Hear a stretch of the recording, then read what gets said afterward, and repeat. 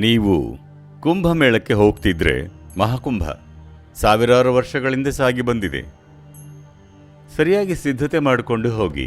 ಬೆಳಗ್ಗೆ ಸೂರ್ಯ 30 ಡಿಗ್ರಿಗಿಂತ ಮೇಲೆ ಬರೋಕ್ಕೂ ಮೊದಲು ಮತ್ತು ಸಂಜೆ 30 ಡಿಗ್ರಿಗಿಂತ ಕೆಳಗೆ ಹೋದ ಮೇಲೆ ಬೆಳಗ್ಗೆ 21 ನಿಮಿಷ ಸಂಜೆ 21 ನಿಮಿಷಗಳವರೆಗೆ ಚಕ್ಕಳ ಮಕ್ಕಳ ಹಾಕಿ ಕೂತು ಪೂರ್ತಿಯಾಗಿ ತನ್ಮಯರಾಗಿ ಮಹಾಮಂತ್ರವನ್ನು ಜಪಿಸಿ 21 ನಿಮಿಷ ಮತ್ತು ಸರಿಯಾದ ರೀತಿಯಲ್ಲಿ ಮಾಡಿ. ಯಾಕಂದರೆ ಭಾರತದಲ್ಲೂ ಈ ರೀತಿ ವಿರೂಪವಾಗಿರೋದು ಬೇಸರದ ಸಂಗತಿ. ನೋಡಿ, ಅದಿರೋದು ಅ ಉ ಮ್ ಅಂತ, ಆದರೆ ಹೇಳೋದು ಓ ಇಲ್ಲ. ನಮಃ ಶಿವಾಯ,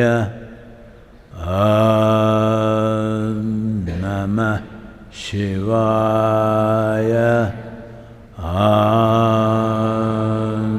ನಮಃ ಶಿವಾಯ. ಕೊನೆ ಪಕ್ಷ 21 ದಿನಗಳ ಸಿದ್ಧತೆಯೊಂದಿಗೆ ಹೋಗಿ. ಕನಿಷ್ಠ ಪಕ್ಷ 7 ದಿನಗಳು ಏನೋ ಉತ್ತಮವಾದದ್ದನ್ನು ಗ್ರಹಿಸ್ತೀರಿ. ಯಾಕಂದರೆ ನಾವಲ್ಲಿಗೆ ಹೋಗ್ತಿರೋದು ರಿಲಿಜಿಯನ್ನನ್ನು ಸಂಭ್ರಮಿಸೋಕಲ್ಲ.